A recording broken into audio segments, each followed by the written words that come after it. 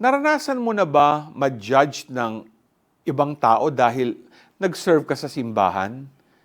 Baka meron pa nga dyan na galing pa mismo sa kapamilya nila. Dito na rin papasok yung sikat na meme ng mga server. Yung mga katagang sa simbahan ka na tumira. Mga ka-G, for sure, makaka-relate ka sa gospel ngayong araw. Nung umuwi si Jesus kasama ang kanyang mga disipulo, sinabihan siya ng mga kamag-anak niya na he is out of his mind. Pero hindi nagpapigil si Jesus at tinuloy niya ang kanyang misyon nang may pananalig sa kanyang ama.